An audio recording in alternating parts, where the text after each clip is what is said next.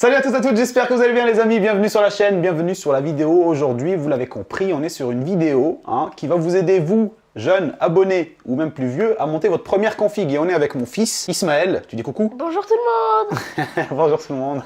Ça va ou quoi? Ouais, ça bien, va. Tchekos, Navarros, bien, ça se passe? Tranquille? Ouais, Eh ouais mon gars, ah non c'est mon meilleur ami. Donc bref les copains, vous l'avez compris, on est sur une vidéo guide tuto pour monter votre première config. Et j'ai décidé de le faire avec mon fils, pourquoi? Parce que premièrement ça va l'aider à comprendre, parce qu'il a déjà un setup etc. Comment ça se passe, comment monter, comment upgrade éventuellement. Et puis vu que je vais le guider pas à pas, et lui donner tous les détails, je me suis dit je vais en faire une vidéo aussi pour vous parce que j'ai pas encore fait de vidéo tuto sur ma chaîne, comment monter sa config de A à Z, etc. même jusqu'à l'installation Windows. Donc on va faire de A à Z le projet. Vous avez tous vos composants que vous avez déjà présélectionnés et achetés. Je pars du principe que vous avez déjà les connaissances de base en termes de ce qu'il vous faut. Ça veut dire que vous avez déjà choisi votre carte mère, vous avez déjà choisi votre carte graphique, etc. Donc ici, on n'est pas là pour une présentation, on va dire, totale de la config. On est là plutôt pour la monter. Et en l'occurrence, cette config-là, c'est la config d'un collègue à moi, en gros. Il avait pour projet de monter sa première config gamer. Et je lui dis, écoute, voilà, en échange, ce que je peux faire, c'est te monter ta config. Et en échange, je vais la monter avec mon fils pour en faire justement une vidéo tuto. Il était super content. Donc voilà, moi, je me dis, c'est parfait, très beau projet.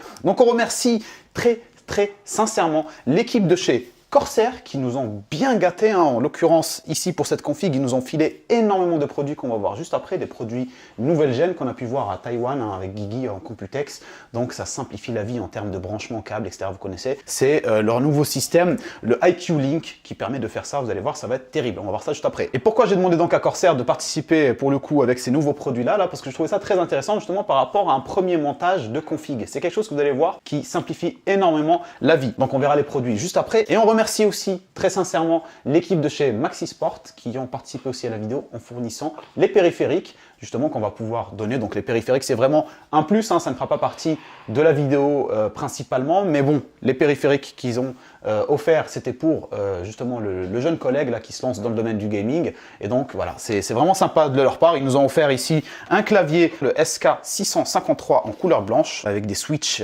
linéaires et en low profile. Pour la souris, ils nous ont envoyé une souris de chez Razer, la Basilic X Hyperspeed, donc c'est une souris wireless, donc sans fil, vraiment super, il va être super content avec ça je pense. Et pour le casque, pour finir, ils nous ont envoyé le HS60 Haptic de chez Corsair. Donc, ils se retrouvent quand même avec une config et beaucoup de périphériques de chez Corsair, c'est plutôt sympa. Donc voilà pour les périphériques, c'était une petite présentation très rapide pour remercier vraiment encore une fois l'équipe de chez Mac.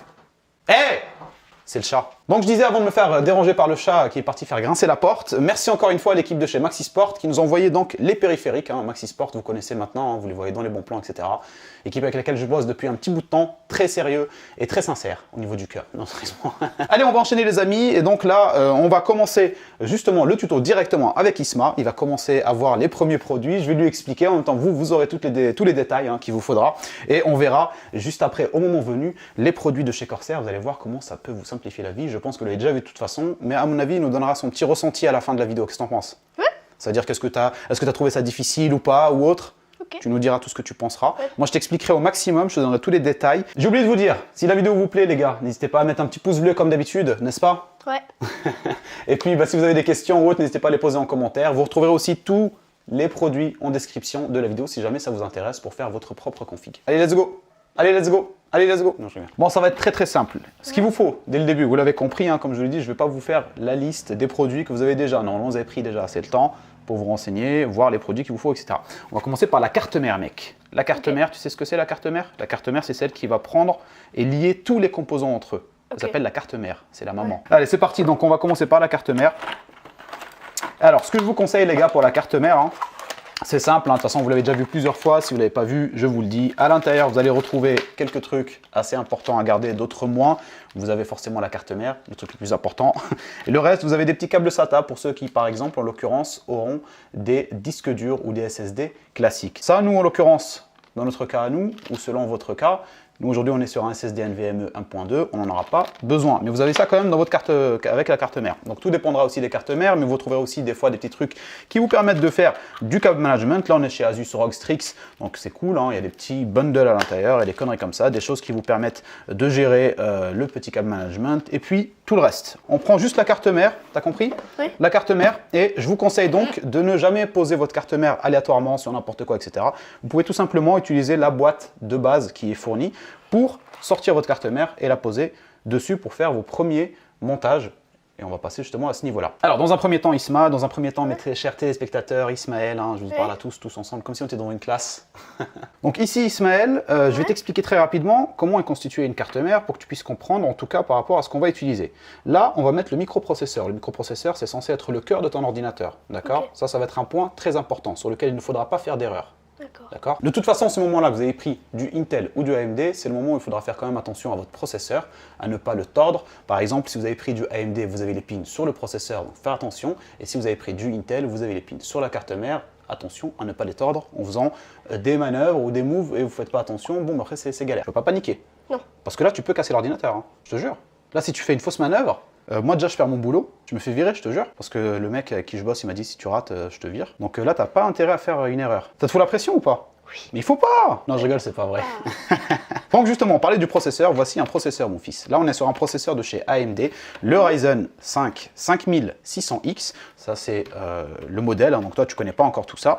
Et je vais te montrer justement comment on va faire ça. Et voici le processeur, mon gars. Alors, le processeur, mon ami, c'est là où je vais t'aider et tu vas voir, c'est très simple. Donc, on l'ouvre, on fait attention à pas le faire sauter quand on l'ouvre, hein, à pas qu'il parte des mains, tu vois, genre qu'il tombe par terre et là, c'est fini. Alors, je te montre très rapidement et tu vas le faire.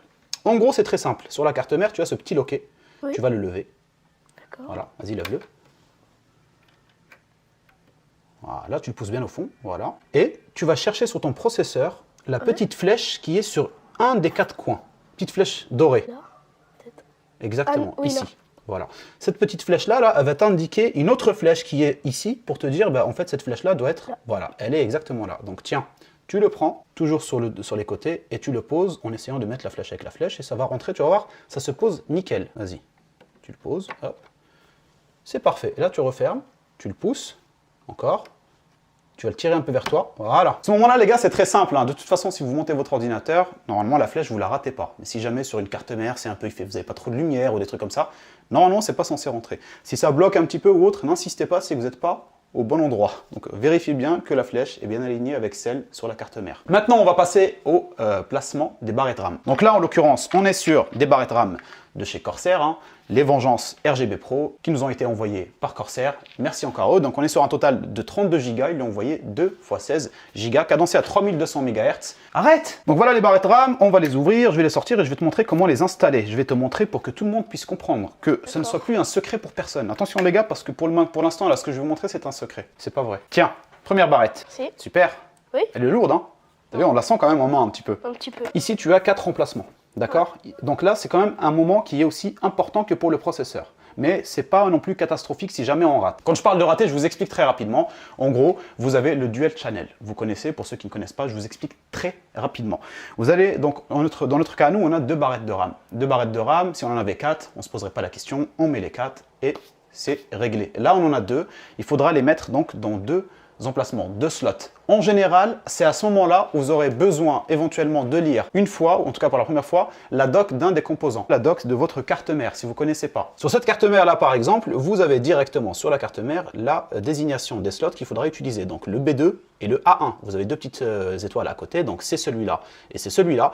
Et dans la plupart des cas, c'est les mêmes sur les différents modèles de carte mère. Donc là, ce que je veux dire par là, c'est que la plupart du temps, hein, moi ça m'est jamais arrivé à l'inverse, c'est toujours les 2 mêmes slots. Si vous avez un doute, hein, n'hésitez pas à checker à ce moment-là justement la petite fiche de votre carte mère. Vous avez donc des petits loquets. Alors sachez que selon la carte mère que vous allez prendre, les loquets vont se trouver donc soit sur les 2 extrémités, soit sur une seule extrémité. Dans tous les cas, vous les mettez à l'aise. Faites bien attention à mettre vos barrettes RAM à ce moment-là avec les 2 mains. Hein. Faites pas l'erreur, il y a plein de vidéos qui tournent sur le sujet qui mettent une barrette RAM à une main tout, et ils pètent le truc. Oh, qu'est-ce qu'il y a, Simba? Qu'est-ce que tu fais? Tu fais des bêtises? Allez, dégage. Non, je rigole.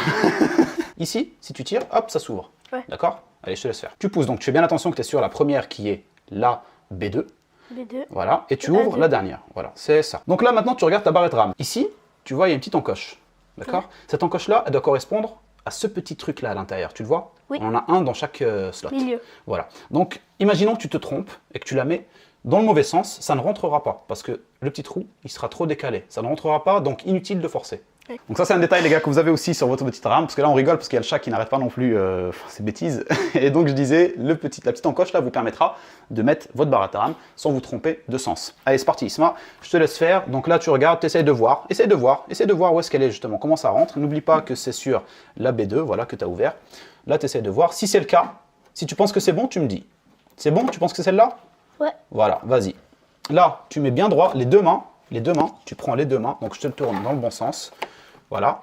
Et tu appuies sur les extrémités maintenant que tu l'as calé. Tu appuies ici, là, sur les extrémités. Donc tu appuies là bien comme il faut, fort. Voilà, tranquille. Et tu appuies de l'autre côté. Voilà. Tu vois, c'est assez simple, il faut juste pas paniquer. Et là, quand tu as bien placé, quand tu es sûr. Il y en a un qui est à travers. Tu voir? Celui-là. Et ici. Non, c'est bon. En fait, il faut rentrer d'abord celui-là, voilà. Et après, celui-là. tu rentres l'autre. Vas-y, t'appuies. Ici, vas-y. Voilà, nickel. Là, tu as placé tes barres et de RAM. Okay. Voici donc le SSD Ismaël. Alors ça, le SSD, c'est quoi? Le SSD, ça te permet de stocker les jeux vidéo. Tu vois les jeux vidéo quand tu les installes sur l'ordinateur? Ouais. Ils s'installent dans ça. Le SSD, donc, il va se placer sur certains endroits de la carte mère. Selon la carte mère, tu auras des espaces, hein, voilà, vous le savez, plus ou moins. Mais dans tous les cas, c'est souvent dans le même endroit sur les différentes cartes mères. Alors ça va venir se caler soit ici, soit là. Exactement, tu as compris. On va préférer le premier. Allez, je te laisse dévisser. Tiens. Voilà. Nickel. Donc après ça, on le retire comme ça. Et là, on va voir quelque chose juste en dessous. En général, vous avez ça. Garissement.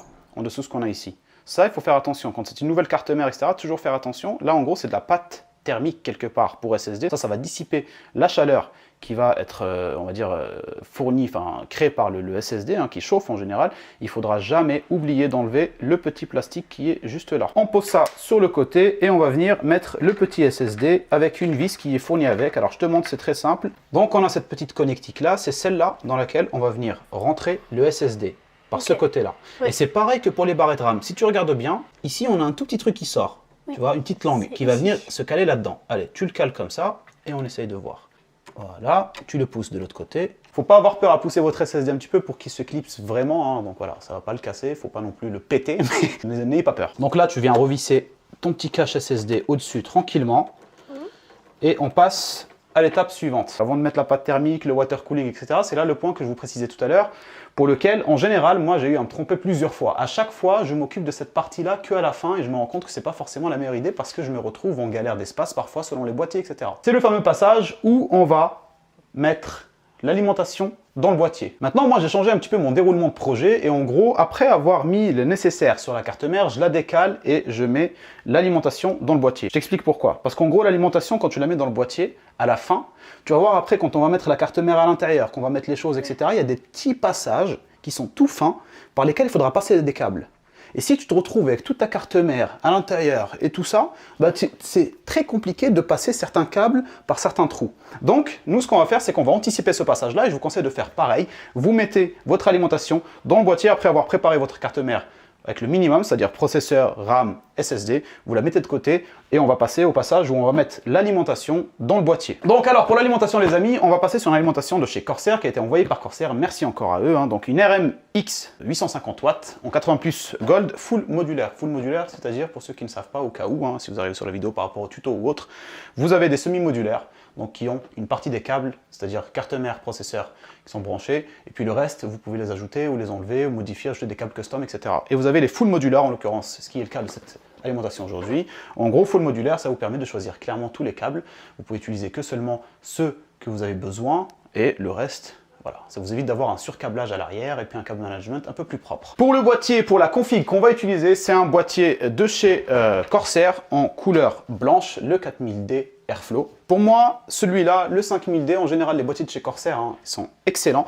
Et cette gamme-là, les donc 4000D, 5000D, sont vraiment très très bien pensés par rapport au câble management à l'arrière, par rapport à comment il est, voilà, on va dire, comment c'est disposé à l'intérieur. Vous avez de l'espace. Et comme je vous ai précisé tout à l'heure, justement, le fait de mettre l'alimentation en avant, c'est vrai que vous allez parfois utiliser certains boîtiers, vous avez tellement d'espace que l'alimentation, vous pouvez la mettre à la fin, il n'y aura aucun souci.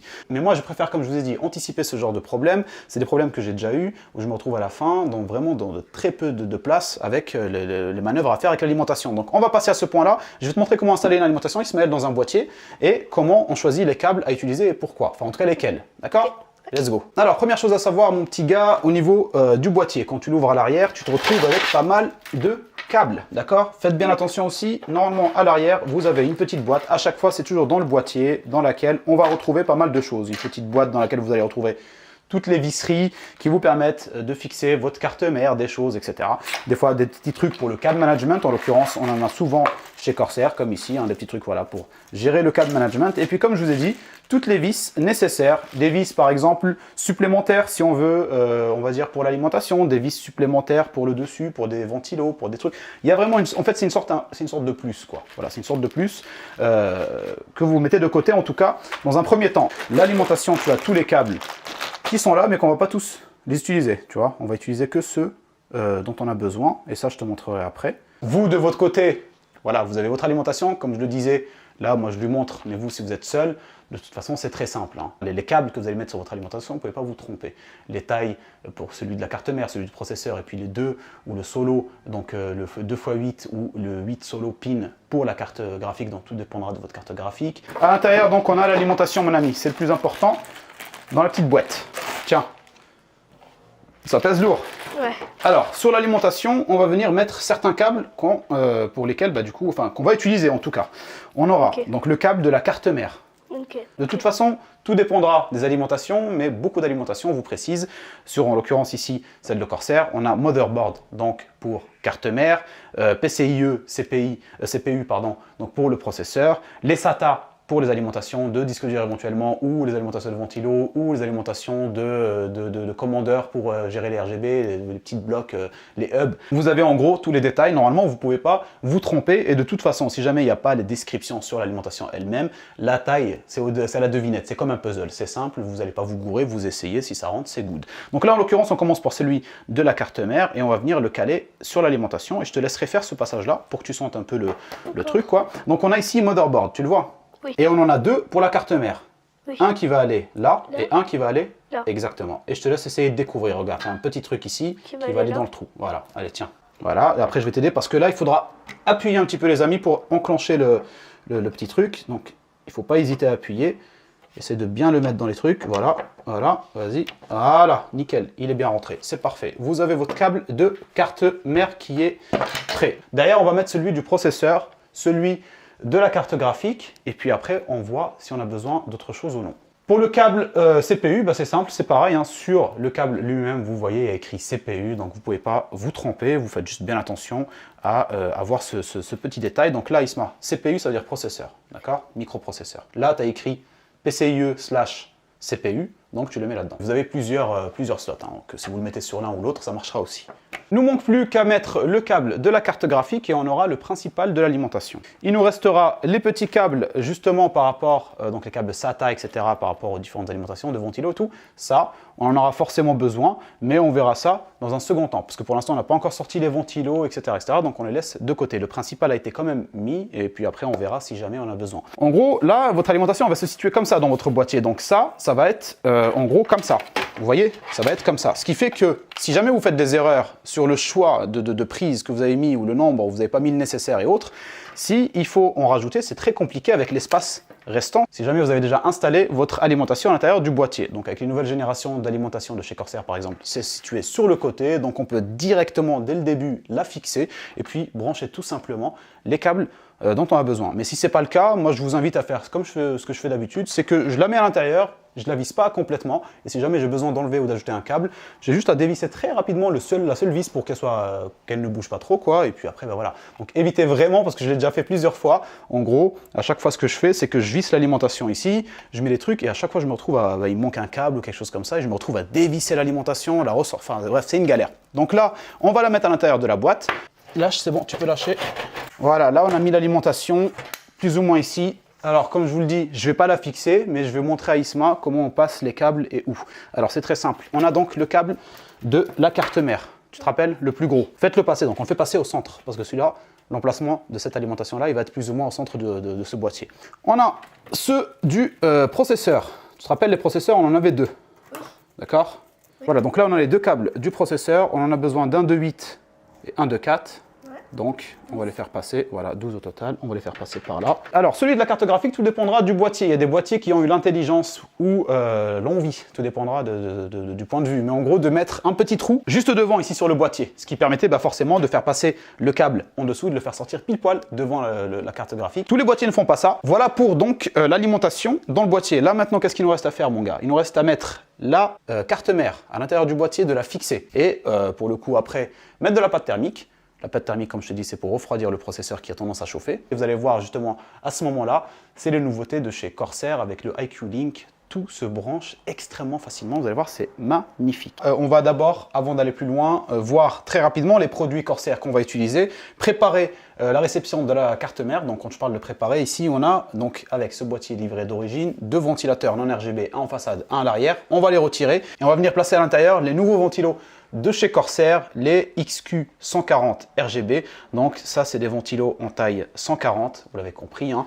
Donc faites bien attention, vous avez les tailles 120 aussi, si jamais vous avez envie, vous avez les 140, tout dépendra de la possibilité de votre boîtier. Si votre boîtier accepte ou pas le 140, c'est à vérifier sur les modèles que vous avez pris. On a aussi le water cooling qui a été envoyé par Corsair, qui est le IQ Link H115i RGB, en taille aussi 140, et lui va être équipé déjà de 2 ventilos déjà de base sur le dissipateur de chaleur, enfin sur comment dire, le radiateur. Voilà. Derrière, ils nous ont envoyé un petit kit d'extension de câbles au cas où on voudrait faire des manœuvres un peu hasardeuses ou aléatoires. En tout cas, si on a besoin de relier certains ventilos qui sont assez loin ou autres. Donc ça, c'est cool. On a des kits d'extension de câbles. On a tout ce qu'il faut. Ce passage-là, en vrai, c'est pas vraiment le but du tuto, mais c'est quand même un point intéressant à savoir. En gros, tout dépendra effectivement du boîtier que vous avez. Est-ce que vous avez pris des ventilos que vous avez envie d'ajouter, c'est-à-dire retirer ceux de base qui sont proposés par les boîtiers que vous avez achetés. Imaginons que vous avez acheté un boîtier avec des ventilos pré-fournis avec, et que derrière vous avez acheté aussi un pack de 6 ventilos de chez Corsair. Et donc en gros, voilà, tout dépendra de ça, tout dépendra de votre boîtier.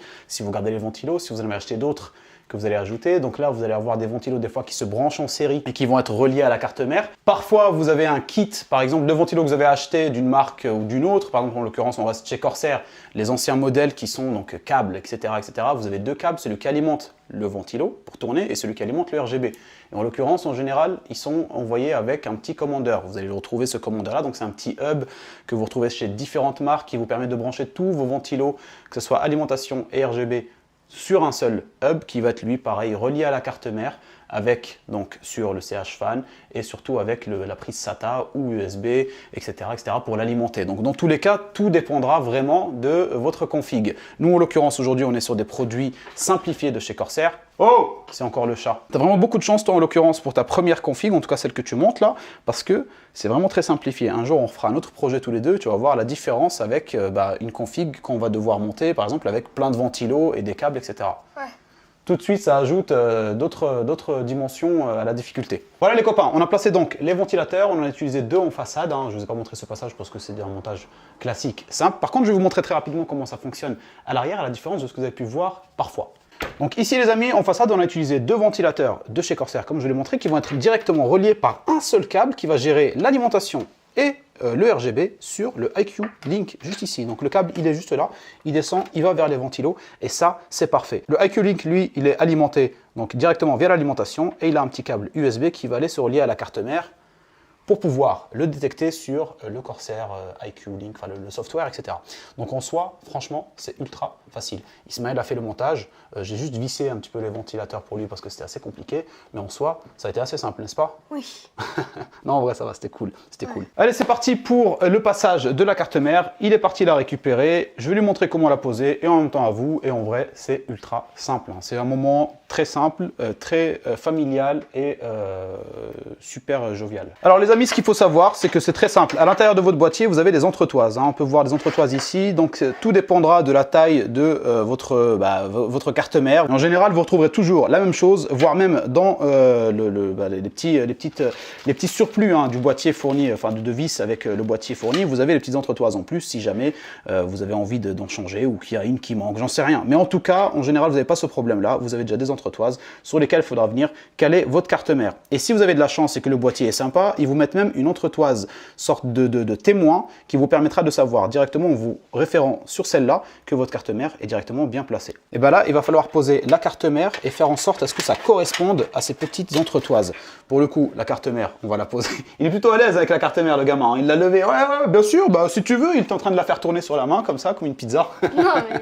Ouais, je sais, non, mais c'est bien. T'as raison. Vaut mieux être à l'aise que beaucoup trop en panique, et c'est là qu'en général tu fais des erreurs. Alors là je vais le faire pour toi, mais je te montre en gros. Donc nous on a déjà préparé les câbles, c'est ça qui est bien. Hop, regarde, on a juste à poser la carte mère, à faire attention donc au témoin. Donc le témoin il est là, le témoin c'est une petite entretoise qui n'est pas faite pour être vissée. Elle dépasse un peu, donc elle est censée sortir par un des trous, tu vois. Donc là, on va caler comme ça. Petite précision que j'ai pas donnée justement sur les cartes mères, hein, tout dépendra de la carte mère que vous aurez choisie. Nous, en l'occurrence ici, la backplate est déjà sur la carte mère, mais faites bien attention avant de caler votre carte mère.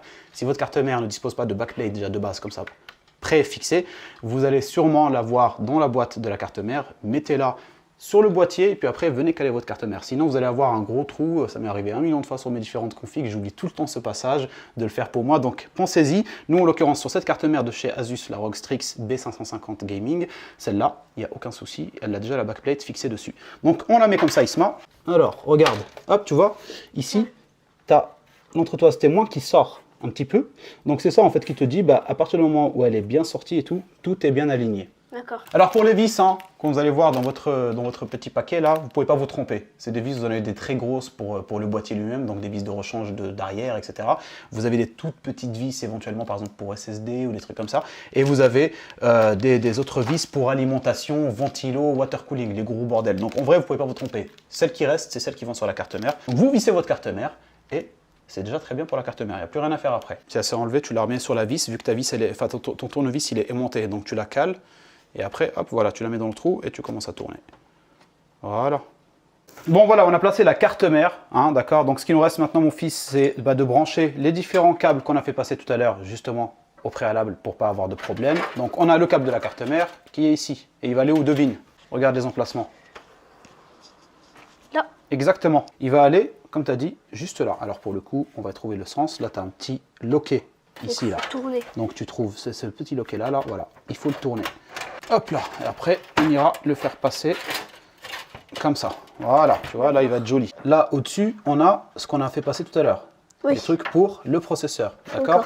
Donc on en a un de 8 qui va être juste là, et un de 4 qui va aller à côté. On va commencer par le 1 de 4, ça va être plus simple. Vas-y, tu veux faire celui de 8? Je vais essayer. Hop, attends, je te le tire. Je te le mets dans le bon sens, et c'est comme ça qu'il va être. Ok. T'as réussi? Ouais. Nickel. Bon, parfait, il a réussi à brancher donc le processeur. T'as vu, c'était pas évident. Oui. Il n'y a pas beaucoup de place, etc. Ouais. Bah, c'est exactement ça que je vous dis à chaque fois pour anticiper. Enfin, c'est pour ça qu'il faut anticiper justement l'alimentation, le boîtier au début, bien préparer le terrain pour pas. Parce que déjà de base, des fois, ça peut être compliqué de brancher ne serait-ce que le truc. Alors, si vous devez en plus passer les câbles au dernier moment, alors là, c'est la galère. Donc là, c'est parfait. On a branché la carte mère, on a branché le processeur. Il nous reste plus qu'à mettre la pâte thermique et mettre le. Il est où? Le water cooling pour refroidir donc le processeur. Ouais. Brancher la carte graphique et c'est bon. D'accord. Et normalement c'est bon. T'as vu, c'est pas non plus catastrophique, c'est assez simple. Quand tu connais le truc à force, enfin genre, les petits détails, c'est pas non plus une folie. Non. Voilà. Allez, c'est parti pour la phase de la pâte thermique. La pâte thermique, alors ça c'est moi qui vais le faire mon fils, la pâte thermique et le water cooling. Et pour le coup, on va préparer le water cooling pour vous montrer un peu comment il se situe. Alors celui-là, comme je l'ai dit, c'est le IQ Link H115i RGB de chez Corsair. C'est celui qui est, c'est un des derniers quoi. Et voilà, il est équipé donc de 2 ventilateurs de 140. Pareil, c'est les mêmes que les autres, c'était les XQ 140 RGB. Donc voilà, des tailles de ventilateurs en 140. Alors selon moi, c'est le second passage dans votre projet de montage de config où vous serez amené à lire éventuellement une documentation. La documentation du ventirad ou du water cooling. Et encore une fois, là Ismaël, je t'explique, il y a 2 possibilités d'alimentation, de refroidissement. Tu as bien vu que sur ton PC et c'est le mien, oui, on a des trucs avec des tuyaux, etc. Donc ça c'est des water cooling, il y a de l'eau dedans, ça refroidit mieux. Des fois tu as seulement, comme celui-là, voilà. Ici tu as un ventirad, tu vois, ce qui a été fourni avec le processeur. C'est pour refroidir aussi le ventirad, voilà. Donc là, Ok. C'est un truc simple, il n'y a pas d'eau, il y a juste un ventilateur, ça refroidit. Donc tout dépendra de votre situation. Si vous êtes sur un ventirad ou un water cooling, dans tous les cas, vous serez éventuellement amené l'un ou l'autre à lire peut-être la documentation pour pas vous tromper. Mais en général, d'un constructeur à l'autre, c'est souvent la même chose. Hein. Donc sur la documentation, vous allez retrouver la partie Intel et la partie AMD. Et donc selon le processeur que vous utilisez, vous verrez la documentation qui sera destinée pour vous. Et vous allez voir que c'est très simple, il vous montre directement les éléments à prendre. Parce que en général c'est tout le temps le cas, hein, que ce soit ventirad ou water cooling, ils vous donneront tous les éléments pour pouvoir le brancher sur du AMD ou sur du Intel. Donc c'est très très simple et je vais vous montrer ça à Isma. Alors voilà Isma, comment se présente un water cooling. Bon, tu connais déjà, hein, mais regarde, celui-là c'est un tout nouveau. Oh. Il est super beau et en plus il est énorme. Regarde le truc. C'est vrai ça. On dirait les Voilà. ventilos qui sont là. Regarde, ça c'est la pompe. Ouais, c'est exactement les mêmes ventilos. C'est exactement. On peut retirer cela et les mettre là et inversement, il n'y aura aucun souci. Bon alors, petite mésaventure, enfin pas vraiment, mais en tout cas on va devoir faire une petite modif. Là, le ventirad, enfin le water cooling avec l'épaisseur des gros ventilos en 140, etc. Il est limite en fait. Il peut rentrer, mais il va être proche des barrettes RAM, etc. Donc bon, ce qu'on s'est dit, c'est qu'on va le mettre plutôt en façade. Donc c'est une partie qui va être plutôt simple, justement en l'occurrence, grâce au système IQ Link de chez Corsair. Il y a plus 1 million de câbles et tout. Hein. Franchement, ce genre de truc, ce genre de move, ça m'est déjà arrivé d'avoir ce genre de découverte, des fois, d'un boîtier à un autre, de me dire merde, le water cooling va pas en haut, il faut le mettre à côté, etc. Et ça vous pousse un petit peu, si comme moi, vous avez déjà fait l'installation des ventilos, etc., à tout refaire, à tout défaire et refaire, surtout quand il y a 1 million de câbles. Là, pour le coup, je le ressens, cette utilité d'avoir ce genre de système, en tout cas, de simplification. Tout ce qu'il y a à faire, c'est d'enlever les 8 vis des ventilos et il n'y a toujours qu'un câble, je le cale en haut, quoi, et c'est bon, quoi. Ça, c'est parfait. Une autre petite précision sur l'installation de ventirad et water cooling. En général, vous allez déjà avoir une sorte de petite fixation déjà présente sur la carte mère. Sur le cas de ce water cooling là, il n'y a pas de backplate. La backplate qu'il faudra regarder, c'est celle qui est à l'arrière et c'est très simple. Je vous montre. Ici, tu vois ça là, on n'en aura plus besoin parce que nous, on a ces deux fixations ici. Ouais. Tu les vois les deux fixations. Donc on va enlever cela, tu vois. C'est très simple, hein, c'est très simple, on enlève ça. Et de toute façon, il ne faut jamais avoir peur de se tromper parce que de toute façon, il n'y a pas vraiment de risque à casser quelque chose. Si on se trompe, en général, ça passe pas. Ça se place pas, on voit que c'est dur à placer, etc.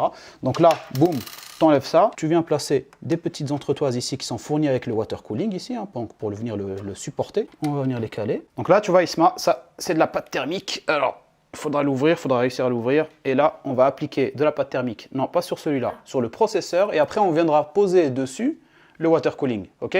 C'est parti. Alors, pour appliquer ça, il faudra mettre une toute petite noisette. Pas beaucoup non plus, tu vois. Une petite noisette, tu vois. Genre comme une petite pointe, tu vois. Assez comme ça, quoi, un peu comme ce que je viens de mettre là. Et après, on viendra l'étaler avec une carte pour grosso modo, en gros, répartir la pâte thermique sur toute la surface. Parce qu'il y a certains processeurs qui chauffent plus au centre, d'autres qui chauffent sur l'extérieur, etc. Donc, on la répartit partout, comme ça, la chaleur, elle est bien transmise et elle est bien refroidie. Oui. Tu vois ce que je veux dire? C'est pas forcément une nécessité, en général, ça a tendance à s'appliquer tout seul quand le processeur s'appuie dessus, enfin le water cooling, le système de refroidissement s'applique dessus. Mais voilà, c'est quand même conseillé de bien l'étaler et tout avec une petite carte, ça peut faire la différence un petit peu, un tout petit peu. Vraiment très légèrement. Là, on vient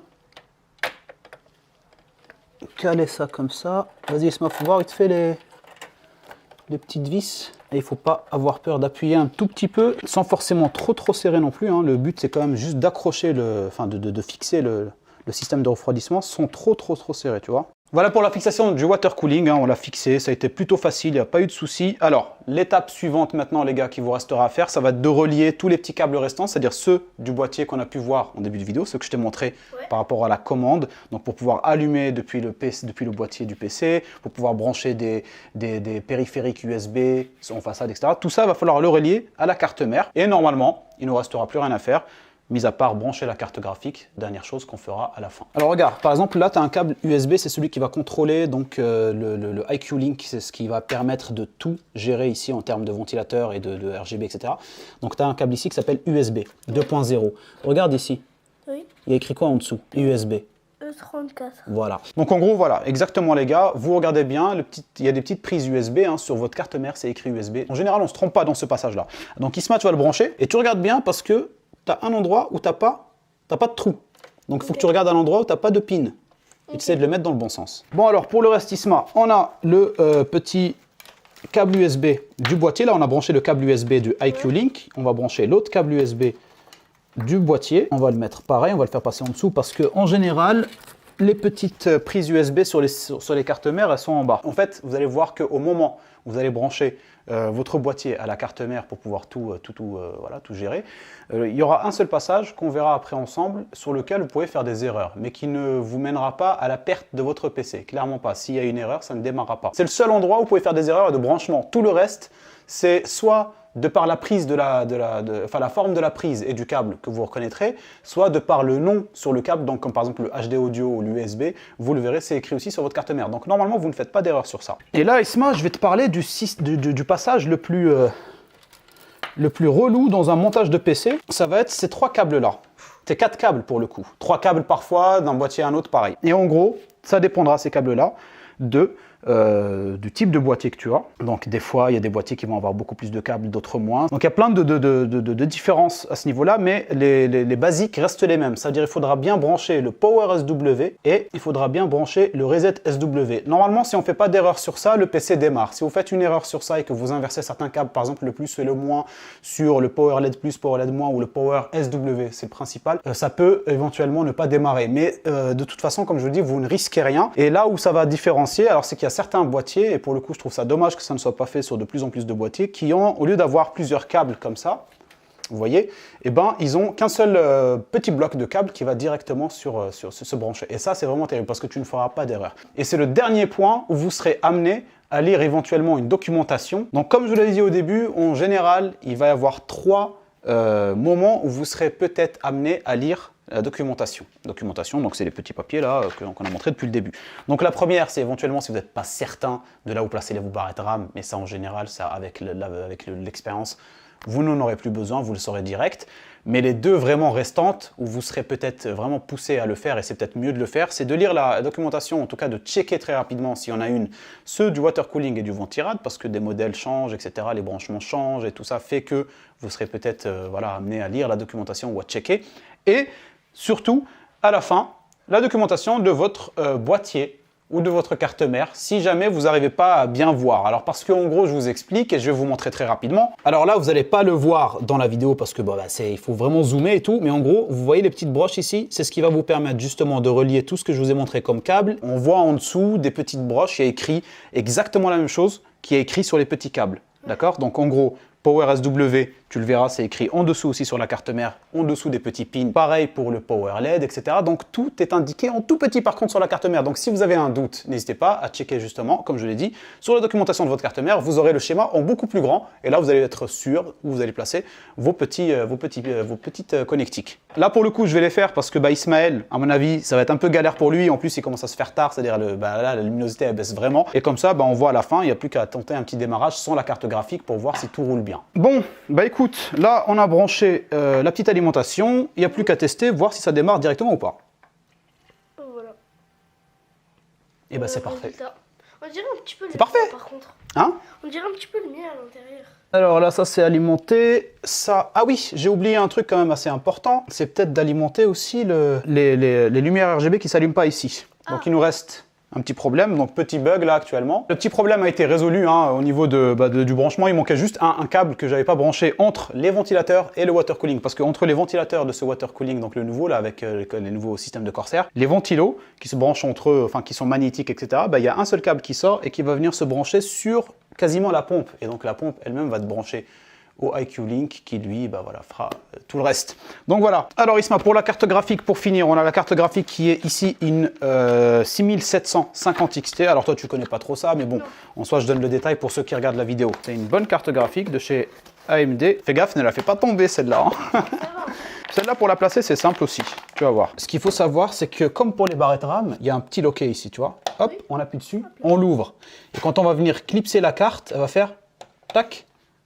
Elle va se fixer. Donc tout dépendra de votre carte mère aussi. Il y a des cartes mères qui offrent, donc des cartes mères plus ou moins haut de gamme, etc., qui offrent un tout petit bouton. Donc à partir du moment où vous avez clipsé votre carte graphique dedans, vous avez un tout petit bouton sur le côté. Quand vous appuyez dessus, il déclipse la carte graphique. Si vous n'avez pas ça, il faudra venir appuyer avec un tournevis sur le petit bouton que je vous ai montré juste avant. Allez, on va venir regarder donc où est-ce qu'elle va venir se caler à peu près pour pouvoir anticiper et retirer les trucs nécessaires. Donc on va venir retirer les deux ici. Vous essayez de viser un petit peu pour savoir quelle partie métallique à l'arrière de votre boîtier vous allez venir retirer. Et tu vas venir caler la carte graphique. Je te laisse faire. Okay. T'as peur? Tu devrais. Non, je rigole. Je vais t'aider de toute façon. Tu la tiens. Allez, c'est parti. Comme un grand. Vas-y, pousse, pousse, pousse, pousse. Voilà. En fait, il ne faut pas avoir peur de pousser, Ok. mais pas sur un seul point. On pousse avec toute la main en appuyant le maximum sur la carte graphique. Voilà, exactement. Donc voilà les gars, la carte graphique, les gars, simple à positionner à l'intérieur. Et puis après, il vous manquera plus qu'à venir brancher vos petits câbles que vous avez déjà fait passer au préalable. Quoi, t'as des moustiques? Ouais. C'est parti, dernière tentative de test. Il est sur 1. Ouais, c'est sûr. C'est parfait. La carte graphique démarre aussi, ça tourne, etc. etc. Donc voilà pour le montage en général d'une config. Donc voilà, j'essaie de donner un maximum de détails, d'expliquer en parallèle à mon fils, histoire de... En fait, en le prenant avec moi, c'était vraiment pour vous donner un maximum de détails, parce que je pense justement au fait de lui dire à lui, donc ça me rappelle qu'il faut le dire à vous, parce que vous me connaissez, j'ai tendance tout de suite à oublier plein de trucs. Super joli, hein, comme vous pouvez le voir, super belle. Donc on est sur du très beau matériel. Donc prochaine étape les amis, et cette étape-là, en l'occurrence, vous, c'est la suite de la vidéo, mais nous, ça sera demain.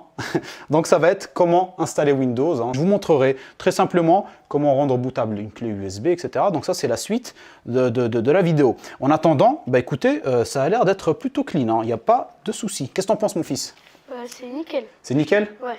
10 sur Comment 10. s'est passé le projet là? Ça nous a pris du temps quand même. Ouais. Malgré le fait que ça soit simple, ça nous a quand même pris du temps. Oui. En même temps, on a dû expliquer en détail, etc.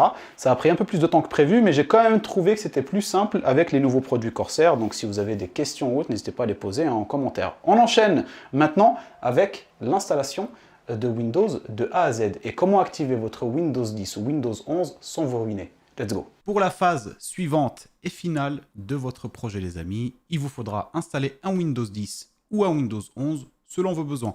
Nous, ici, on va installer un Windows 10 et je vais vous montrer, c'est très rapide, très simple. Tout ce qu'il vous faut, c'est une connexion Internet, une clé USB et 15 balles pour activer votre clé Windows 10. Donc, je vous montre ça. Alors, vous allez tout simplement aller sur Google et taper clé USB bootable Windows 10 ou Windows 11. Nous, ici, ça va être un Windows 10. Directement, vous allez tomber sur le site de Microsoft, hein, créer un support d'installation pour Windows. Vous allez dessus, vous choisissez bien sûr votre Windows. Donc là, Windows 10, vous cliquez dessus.